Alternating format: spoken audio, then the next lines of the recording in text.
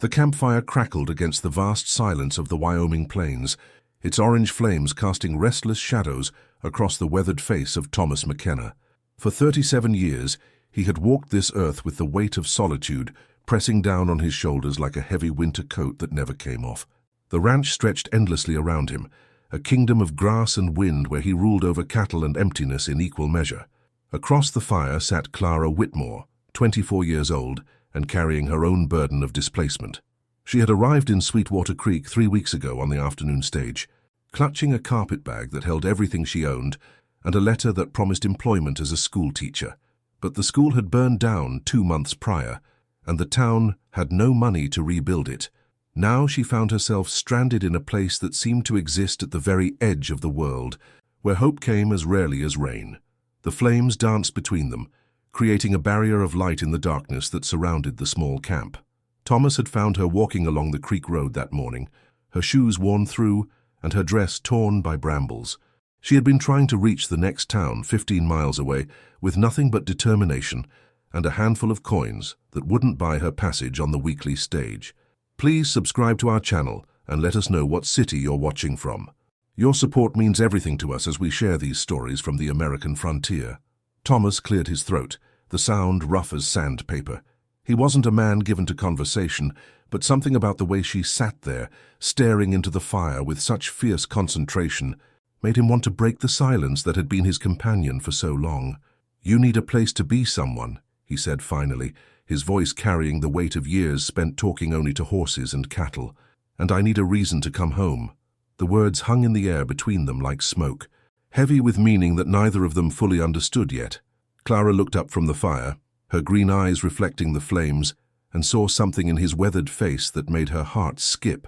It wasn't just loneliness she recognized there, but a kind of desperate honesty that she had never encountered before. Thomas McKenna had built his ranch with his own hands, starting with nothing but a government land grant and a stubborn refusal to give up.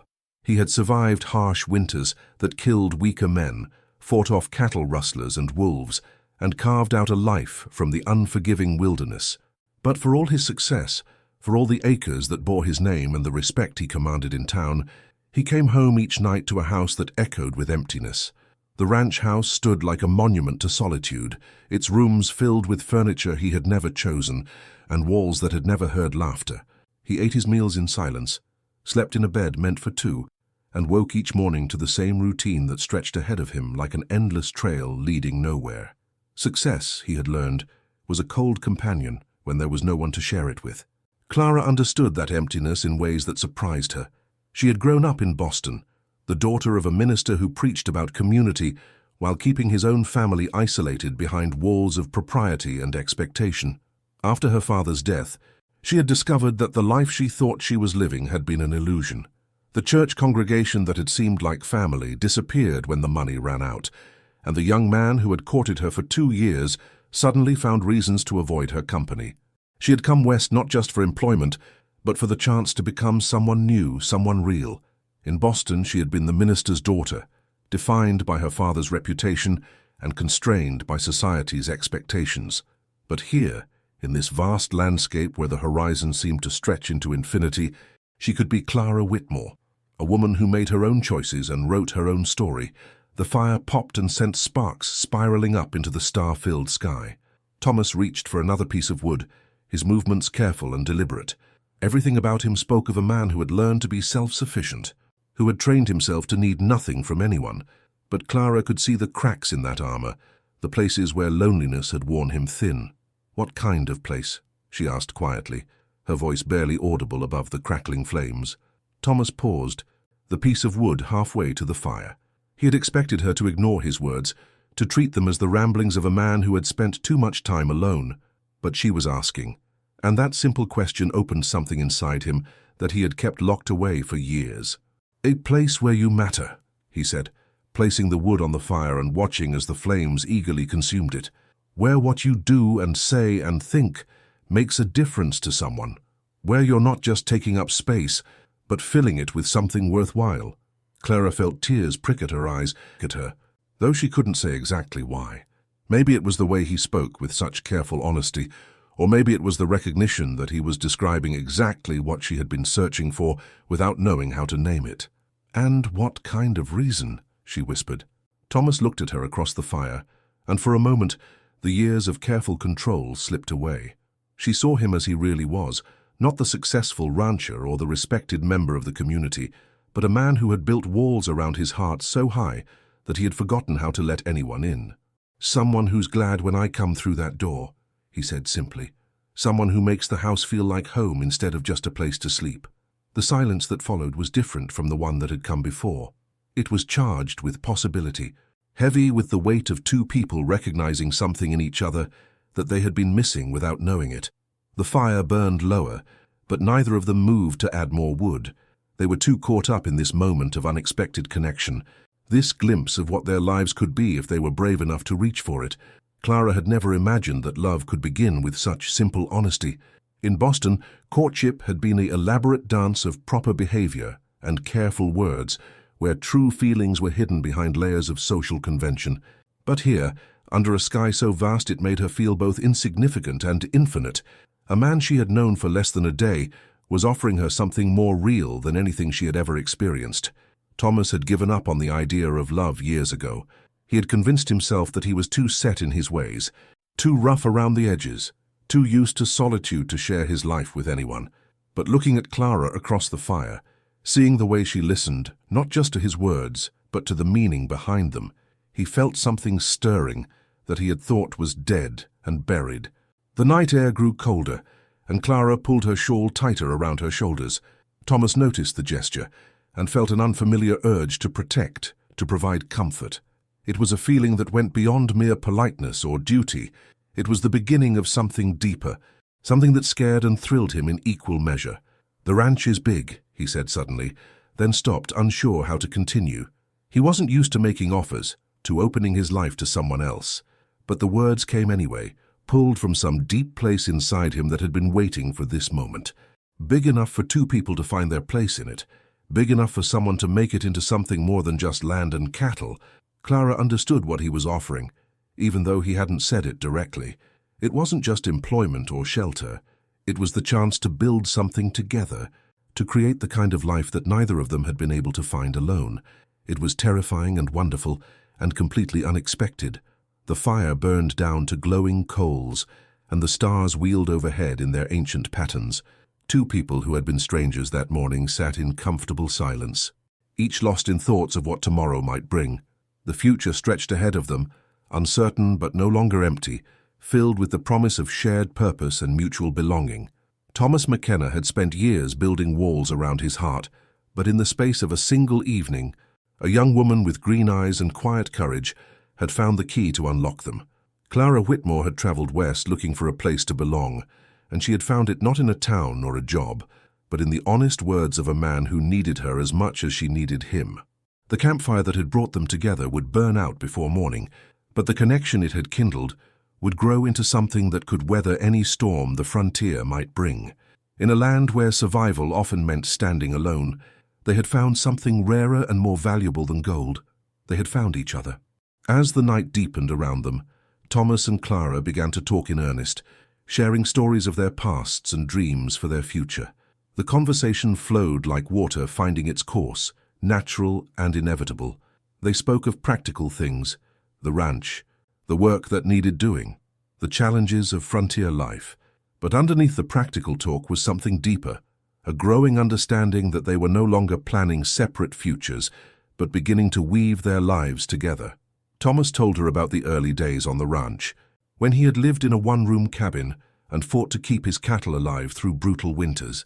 He spoke of the satisfaction of building something with his own hands, of watching the herd grow and the land prosper under his care. But he also spoke of the loneliness, the way success felt hollow when there was no one to share it with. Clara shared her own story, the suffocating propriety of Boston society, the way she had felt like an actress playing a role that never quite fit. She told him about her father's death and the discovery that the life she thought she knew had been built on foundations of sand. She spoke of her journey west, driven by a desperate need to find something real, something that belonged to her alone. As they talked, the barriers between them began to dissolve. Thomas found himself laughing at Clara's dry observations about Boston society, a sound that felt rusty from disuse. Clara discovered that beneath his gruff exterior, Thomas had a gentle humor and a deep appreciation for the beauty of the land he called home. The night grew late, but neither wanted to break the spell that had settled over them. They were discovering each other layer by layer, finding compatibility in unexpected places. Thomas admired Clara's intelligence and independence, qualities that would have been discouraged in Boston, but were essential for survival on the frontier. Clara was drawn to Thomas's quiet strength and integrity, the way he spoke honestly about his failures, as well as his successes. When they finally banked the fire and prepared to sleep, it was with the understanding that everything had changed. They were no longer strangers thrown together by circumstance, but two people who had recognized something precious in each other. The future that had seemed so uncertain that morning now held the promise of partnership and purpose. Thomas gave Clara his bedroll and slept on the hard ground without complaint. As she lay looking up at the stars, Clara felt a peace she hadn't known in years. For the first time since leaving Boston, she felt like she was exactly where she was supposed to be. The morning sun painted the Wyoming landscape in shades of gold and amber, transforming the endless grassland into something that looked almost magical. Clara woke to the smell of coffee and bacon, and the sight of Thomas crouched by the rebuilt fire, his movements efficient and sure. He looked up as she stirred, and the smile that crossed his weathered face was like sunrise itself. "Morning," he said simply, but the word carried weight beyond its brevity. It was a greeting, a promise, and a question all rolled into one. "Good morning," Clara replied, and in those two words, she gave him her answer. They broke their fast in companionable silence, each lost in thoughts of the day ahead. Thomas had work waiting at the ranch, cattle to check, fences to mend, the endless tasks that kept a spread running. But for the first time in years, he was eager to get home, eager to show Clara the life he had built, and to begin imagining how she might fit into it. Clara felt a mixture of nervousness and excitement as they prepared to leave their campsite. She was about to see the place that might become her home, to meet the challenge of frontier life head-on, but she was no longer facing it alone, and that made all the difference. As they rode toward the ranch, Thomas pointed out landmarks and shared stories of the land. Clara listened with genuine interest, already beginning to see the landscape through his eyes. This wasn't just empty wilderness. It was a place with history and character, a place where a person could put down roots and grow something lasting. The ranch house came into view as they crested a low hill, and Clara felt her breath catch. It was larger than she had expected, a solid two-story structure built to withstand the harsh frontier weather. But even from a distance, she could see what Thomas had meant about it feeling empty. The house looked lonely, like a person waiting for someone to come home. Thomas watched Clara's face as she took in her first sight of the ranch, trying to read her reaction. He saw her eyes move from the house to the barns, from the corrals to the endless pastures where his cattle grazed. He saw her taking it all in, measuring it against whatever dreams she had carried west with her. "It's beautiful," she said finally, and Thomas felt something tight in his chest loosen. It's exactly what a ranch should be.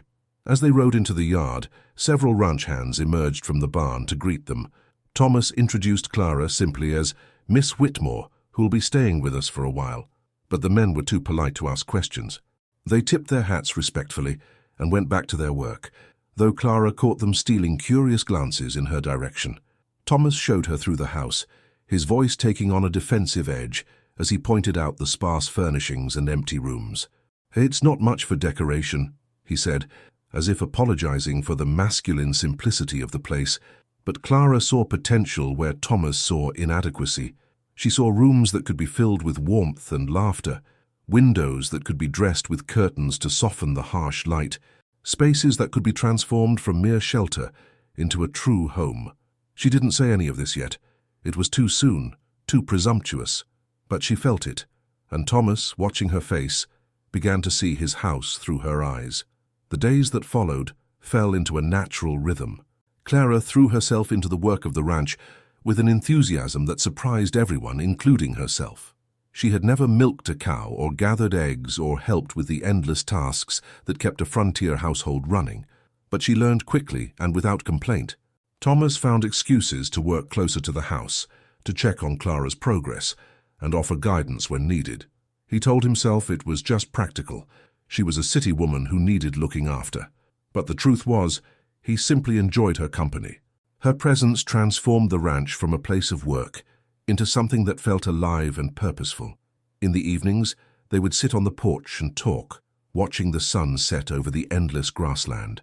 These conversations became the highlight of Thomas's day, a time when he could set aside the responsibilities of running the ranch and simply enjoy Clara's company. She had a way of listening that made him feel heard and a perspective on life that challenged his assumptions in the best possible way. Clara found herself falling in love not just with Thomas, but with the life they were building together. She loved the physical challenge of frontier living, the way each day brought new problems to solve and skills to master. She loved the vastness of the landscape and the way it made her feel both small and significant at the same time. But most of all, she loved the way Thomas looked at her, not as an ornament or a burden, but as a partner. He valued her opinions, trusted her judgment, and treated her as an equal in ways that would have been unthinkable in Boston society. For the first time in her life, Clara felt like she was being seen for who she really was. The turning point came on a crisp October morning when a neighboring rancher, Jake Morrison, rode into the yard with trouble written all over his face. Morrison was a hard man who had never liked Thomas's success, and he had been looking for an excuse to cause problems for years. "McKenna," Morrison called out, not bothering to dismount. "We need to talk." Thomas emerged from the barn, Clara close behind him. He could see the hostility in Morrison's posture, the way his hand rested casually near his gun. This wasn't a social call. "What's on your mind, Jake?" Thomas asked, his voice carefully neutral. "Some of my cattle have gone missing," Morrison said, his eyes flicking between Thomas and Clara. "Funny thing is, they seem to have wandered onto your land." Thomas felt his jaw tighten.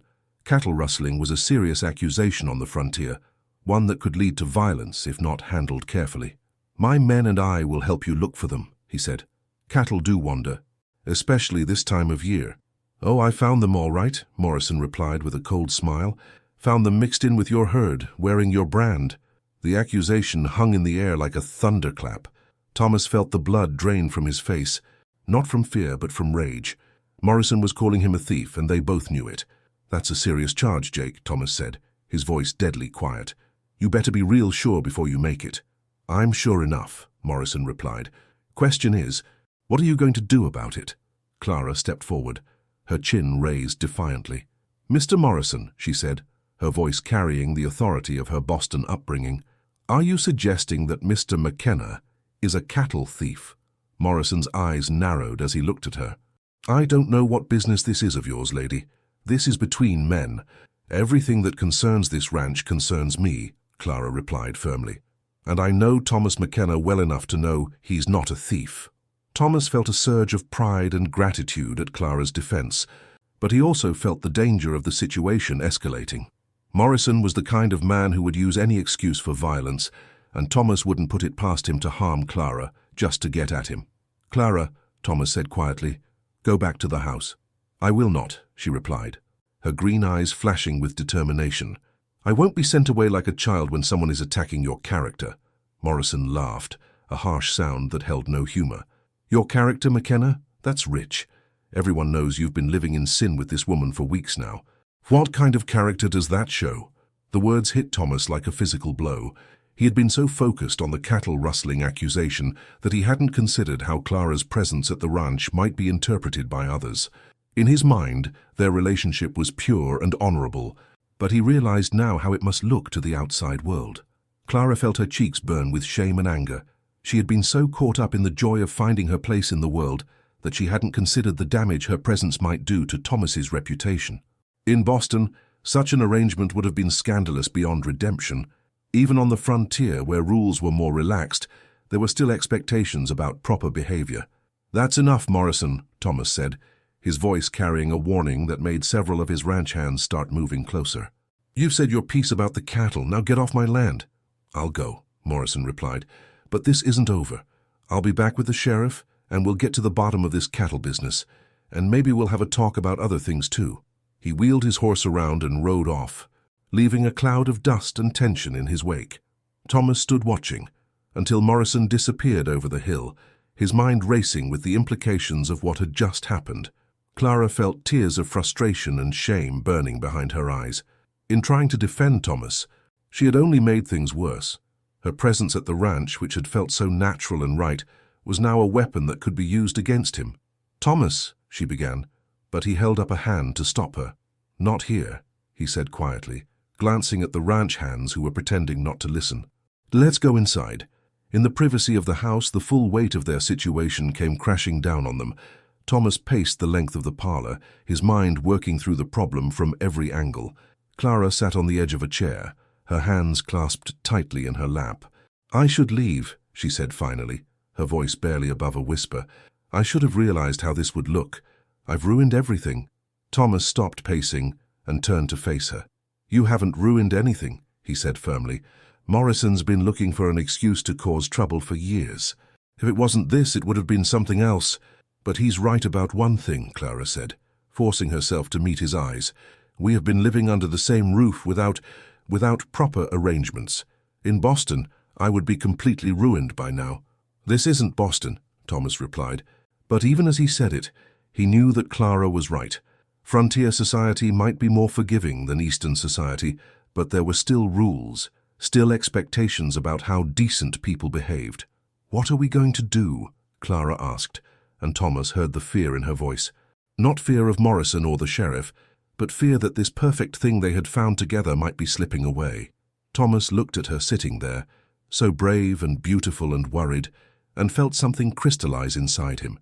He had spent his whole life being careful, being cautious, protecting himself from disappointment and heartbreak. But Clara had changed all that. She had shown him what it meant to have something worth fighting for. "Marry me," he said suddenly, the words coming out before he had fully formed the thought. Clara's head snapped up, her eyes wide with surprise. "What?" "Marry me," Thomas repeated, dropping to one knee beside her chair. "I know it's not romantic, and I know this isn't how you probably imagined being proposed to, but I love you, Clara. I've loved you since that first night by the fire when you asked me what kind of place I was talking about." Clara felt her heart racing, torn between joy and uncertainty. "Thomas, you don't have to do this just to protect my reputation. I won't trap you into marriage because of gossip and scandal." "You're not trapping me into anything," Thomas said, taking her hands in his. "I'm asking because I can't imagine my life without you in it. I'm asking because you make me want to be a better man. I'm asking because when I think about coming home every night, I want it to be to you." Clara looked into his eyes and saw the truth there, saw the love and certainty that made her own fears seem small and foolish. "Are you sure?" she whispered. "I've never been more sure of anything in my life," Thomas replied. "The question is, will you have me? Will you take on a stubborn rancher who doesn't know much about pretty words or fancy manners?" Clara felt tears spilling down her cheeks, but they were tears of joy now, not fear. "Yes," she said, her voice growing stronger with each word. "Yes, I'll marry you. I love you too, Thomas. I think I've loved you since that first night when you told me you needed a reason to come home." Thomas pulled her into his arms, and they held each other tightly, both overwhelmed by the magnitude of what they had just committed to. It wasn't just marriage they were choosing, but a complete joining of their lives, their dreams, their futures. "We'll go to town tomorrow," Thomas said, his voice rough with emotion. "We'll see the preacher and make it official, and then let Morrison or anyone else try to say something about your reputation." Clara laughed through her tears, feeling lighter than she had in days. "What about the cattle? What about Morrison's accusations?" "We'll deal with that too," Thomas said firmly. "Together. Whatever comes, we'll face it together." The next morning dawned clear and cold, with the promise of winter in the air. Thomas hitched up the wagon while Clara put on her best dress, the one she had worn to church in Boston. It wasn't a wedding dress, but it would have to do. There would be time for proper celebrations later, when the immediate crisis had passed.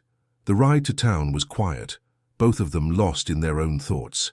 Clara found herself thinking about her father, wishing he could be there to walk her down the aisle, but she also knew that he would have approved of Thomas, would have seen the goodness and integrity that made him such a good man. Thomas was thinking about the future, about the life he and Clara would build together. He thought about children playing in the yard, about Clara's laughter filling the empty rooms of the ranch house, about growing old together under the vast Wyoming sky.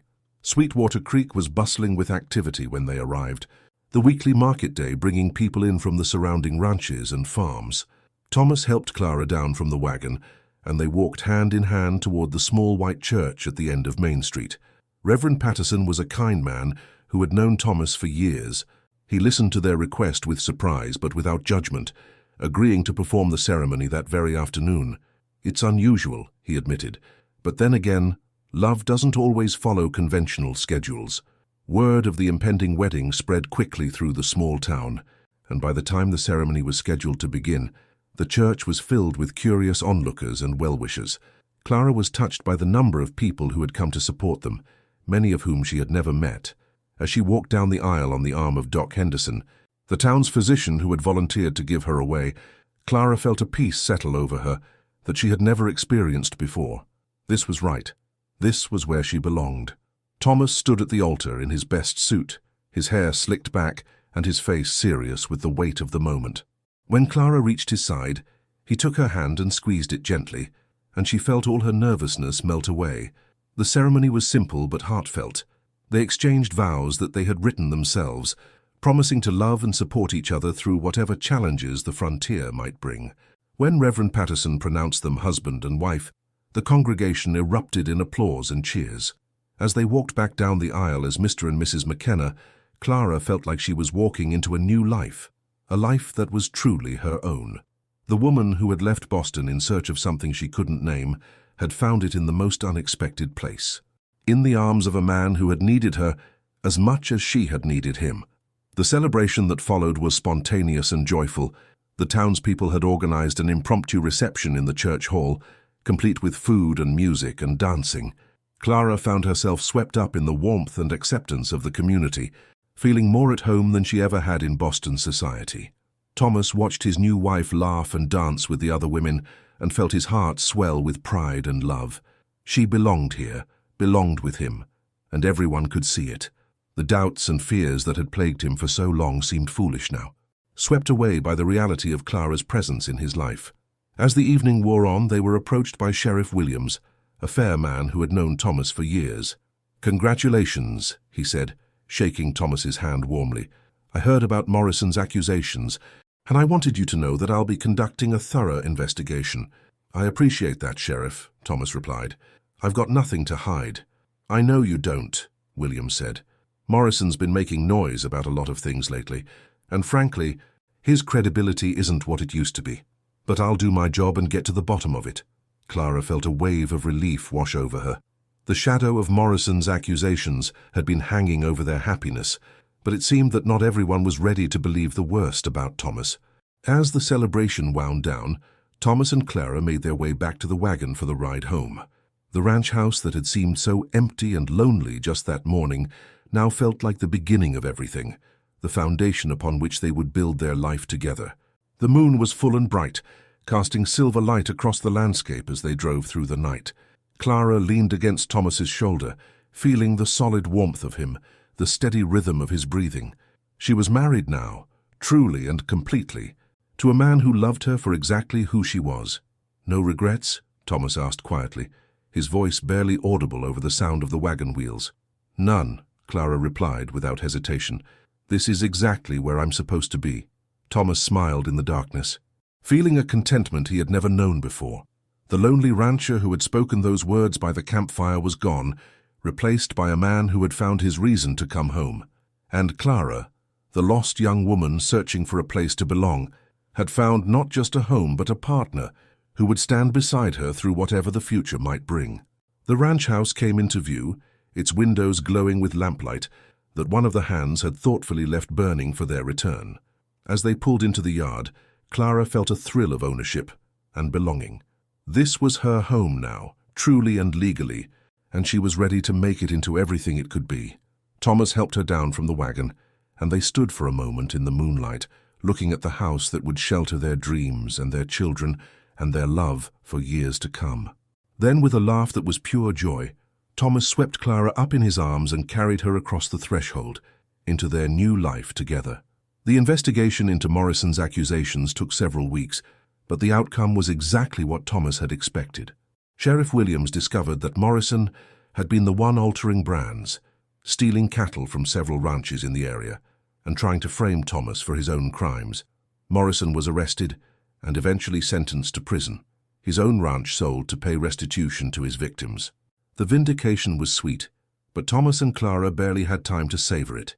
They were too busy building their life together, too caught up in the joy of partnership and shared purpose.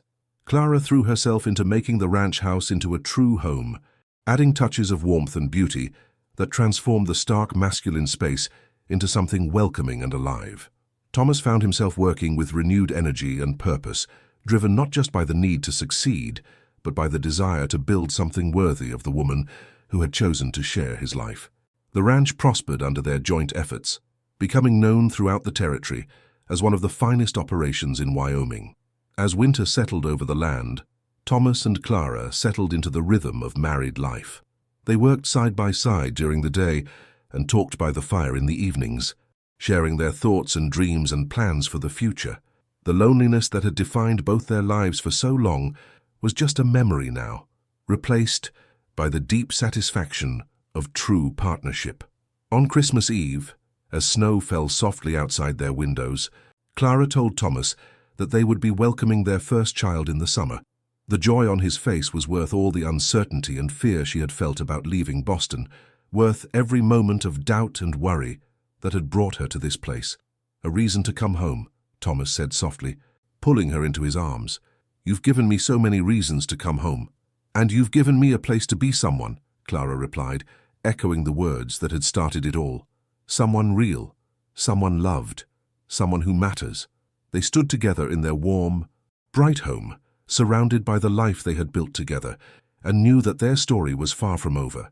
There would be more challenges, more adventures, more opportunities to choose each other again and again.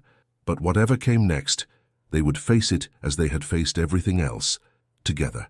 As partners, as two souls who had found their match in the endless expanse of the American frontier, the campfire that had brought them together had long since burned to ash, but the love it had kindled would burn forever, a beacon of hope and home in a world that could be harsh and unforgiving.